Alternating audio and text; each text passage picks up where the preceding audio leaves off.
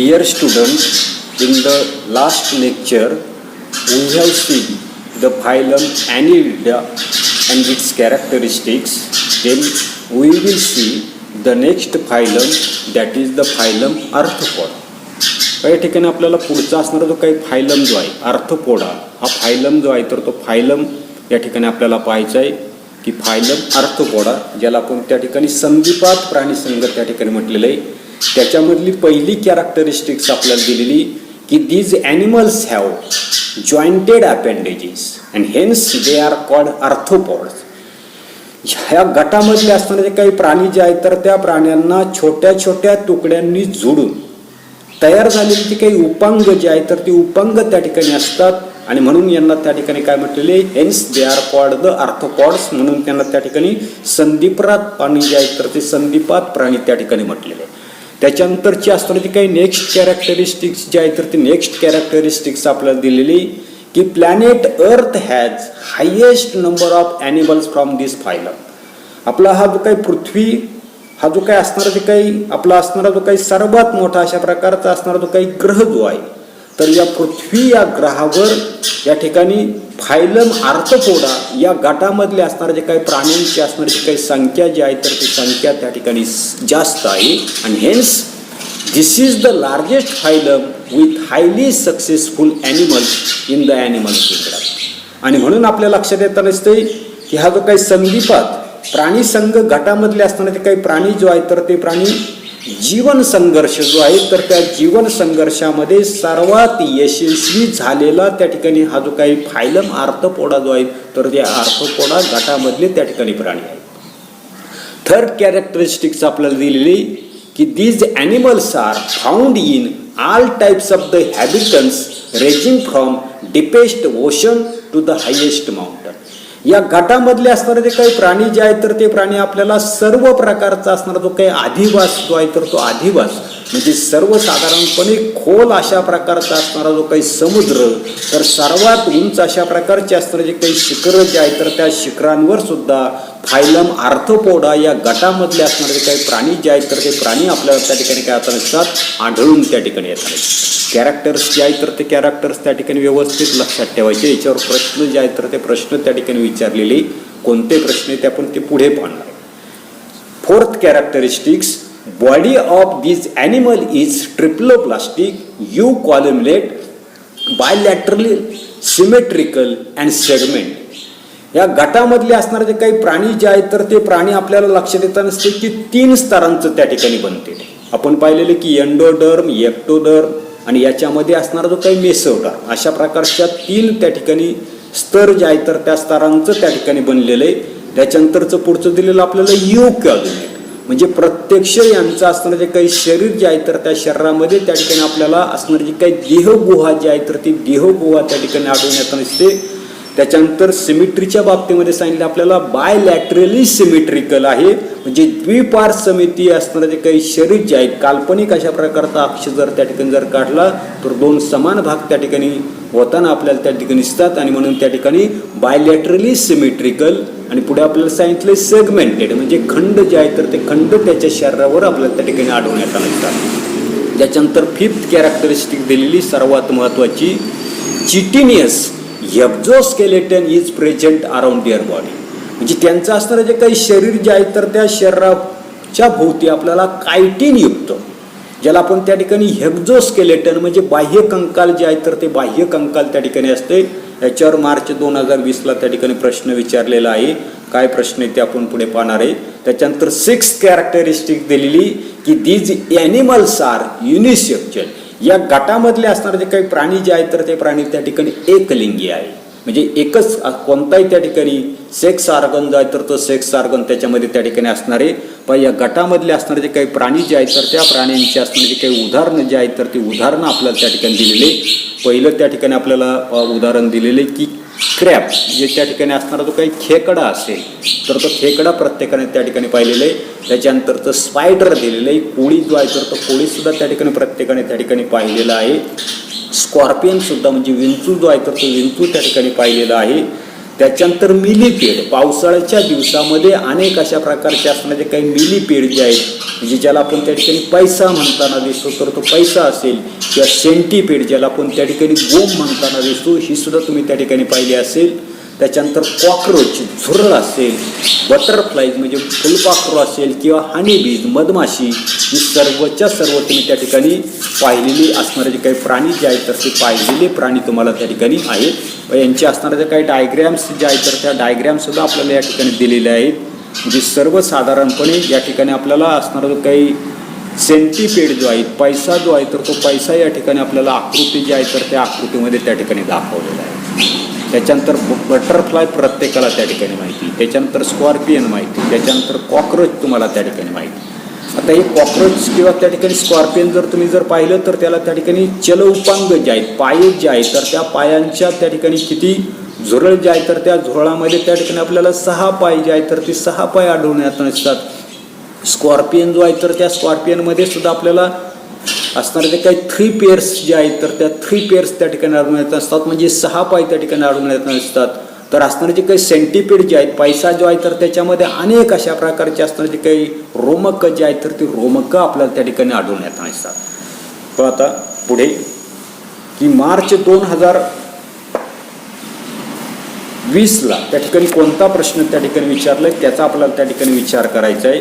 काय प्रश्न होता की टू विच फायलम, म्हणजे या ठिकाणी मार्च 2020ला त्या ठिकाणी असणारे काही कॉकरोच जे आहे तर त्या कॉकरोचची त्या ठिकाणी असणारे जे काही डायग्रॅम जे आहे तर ती डायग्रॅम त्या ठिकाणी दिलेली.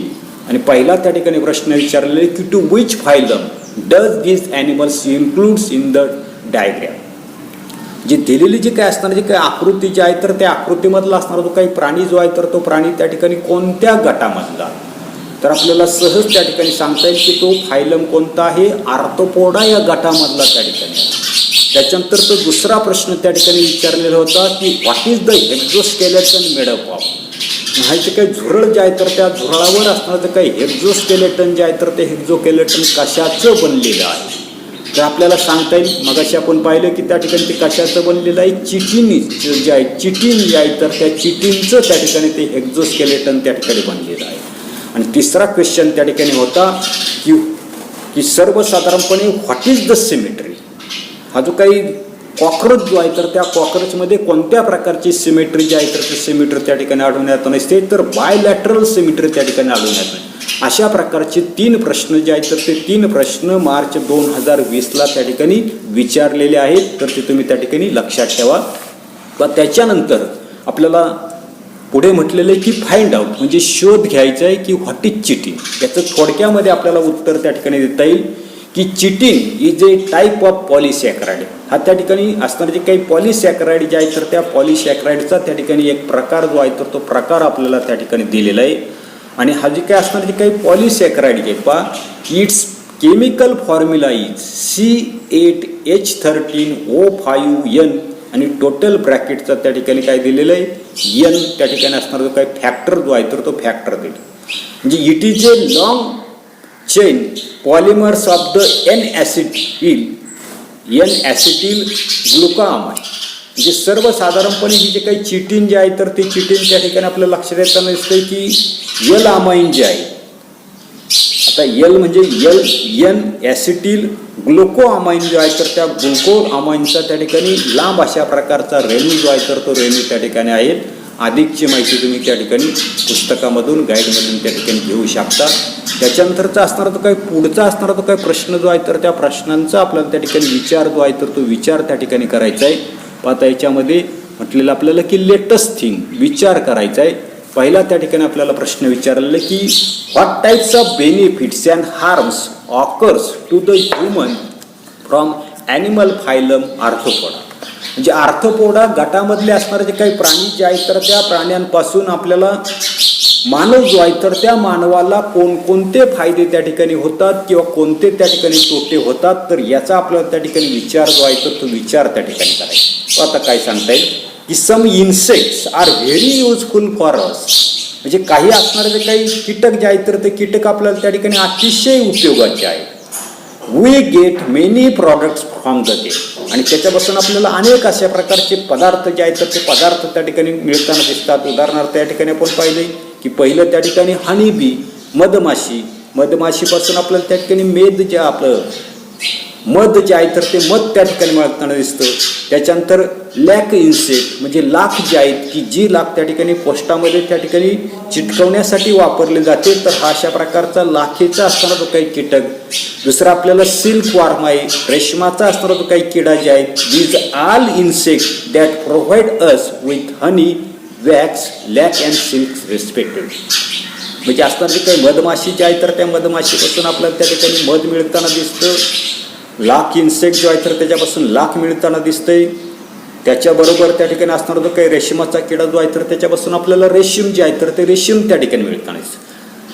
म्हणजे अशा पद्धतीचा असणारा जो काही फायदे जे आहेत तर ते फायदे आपल्याला त्या ठिकाणी होताना दिसतात. त्याच्यानंतर बटरफ्लायचा जर आपण तर त्या ठिकाणी जर विचार जर केला तर बटरफ्लाय काही करताना दिसतंय नेक्टर गोळा करण्यासाठी एका फुलावरून दुसऱ्या फुलावर त्या ठिकाणी जाताना दिसतंय. आणि अशा पद्धतीने बटरफ्लाय जे आहे तर ते बटरफ्लाय त्या ठिकाणी पॉलिनेशनची असणारी जी काही प्रक्रिया जी आहे तर ती पॉलिनेशनची प्रक्रिया त्या ठिकाणी काही करताना दिसते घडून त्या ठिकाणी आणताना दिसते. म्हणजे अशा अनेक पद्धतीनं हे जे काही आर्थ्रोपोडा गटामध्ये असणारे जे काही प्राणी जे आहेत तर ते प्राणी काय होताना दिसतात, मानव जे आहेत तर त्या मानवाला त्या ठिकाणी उपयोगी पडतात. याच्या उलट आपल्याला असणारे जे काही हार्म्स जे आहेत तर त्या हार्मच्या बाबतीमध्ये आपल्याला त्या ठिकाणी सांगता येईल. उदाहरणार्थ मॉस्किटो आहे, बेडबग आहे, लीस आहे, हे सर्वच्या सर्व प्राणी काय करताना दिसतात तर त्या ठिकाणी ब्लड जे आहे तर ते ब्लड त्या ठिकाणी सकिंग करताना दिसतात.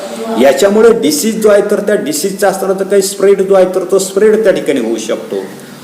उदाहरणार्थ आपल्याला लक्षात येतं नसतं की मॉस्किटो जो आहे तर तो मॉस्किटो त्या ठिकाणी डेंगी असेल किंवा मलेरिया असेल तर याचा त्या ठिकाणी प्रसार जो आहे तर तो प्रसार त्या ठिकाणी होताना दिसतो.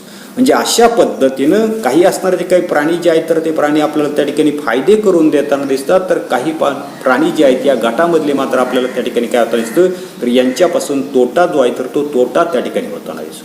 त्याच्यानंतरचा नेक्स्ट क्वेश्चन आपल्याला दिलेलं आहे की which are the animals from the phylum arthropoda those have shortest and longest life span.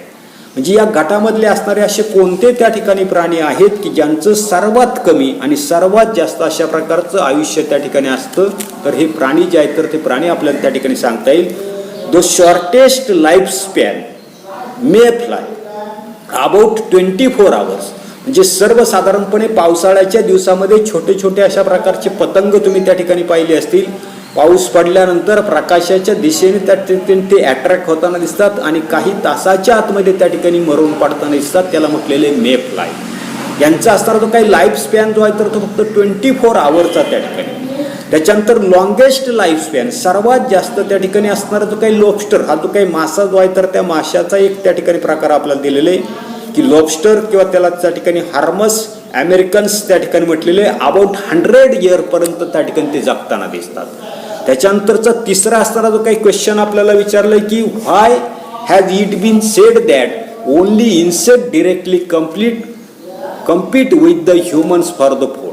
म्हणजे अन्नासाठी फक्त याच गटामधील म्हणजे फायलम जो आहे तर त्या फायलम गटामधले असणारे जे काही प्राणी जे आहेत तर ते प्राणी अन्नासाठी काय करताना दिसतात, मानवाबरोबर संघर्ष जो आहे तर तो संघर्ष त्या ठिकाणी करताना दिसतात. आपल्या लक्षात येताना दिसते the standing crop in the field can be totally ruined by the insect.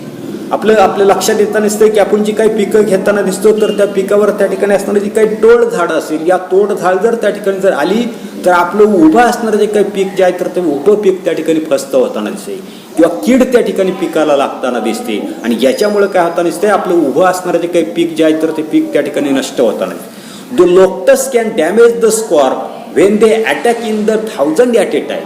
मगाशी सांगितल्याप्रमाणे लोक्टस म्हणजे टोळ झाड जर त्या ठिकाणी आपल्या पिकावर जर आली तर काही क्षणाच्या आतमध्ये हे हजारो अशा प्रकारचे असताना जे काही टोळ जे आहे तर ते टोळ आपलं उभं असणारं जे काही पीक जे आहे तर ते पीक त्या ठिकाणी फस्त करताना दिसतात. The grains are also infested by the variety of the insect like the ants, weevils, beetles etcetera. आपलं असणारं ते काही धान्य जे आहे तर त्या धान्याला अनेक प्रकारे आपल्या लक्षात येताना दिसते की मुंगी त्या ठिकाणी लागताना दिसते, पोरकिडे जे आहे तर ते पोरकिडे त्या ठिकाणी लागताना दिसतात. म्हणजे अशा पद्धतीने आपलं अन्न जे आहे तर ते अन्नाला काय करताना दिसतात, हे असणारे जे काही कीटक जे आहे तर ते कीटक त्या ठिकाणी काय करताना दिसतात, खाऊन टाकताना दिसतात. And therefore we can say that only insect compete the humans for the food. आणि म्हणून आपण त्या ठिकाणी म्हणू शकतो की अन्नासाठी फक्त त्या ठिकाणी कीटक जे आहेत, म्हणजे या ठिकाणी फायलम आर्थ्रोपोडा गटामधले असणारे जे काही कीटक जे आहेत तर ते कीटक काय करताना दिसतात, मानवाबरोबर अन्नासाठी थेट त्या ठिकाणी संघर्ष करताना दिसतात. एवढाच असणारा जो काही भाग जो आहे तर तो भाग आपण या तासाला पाहणार आहोत. पुढील भाग पुढील तासाला पाहू. धन्यवाद.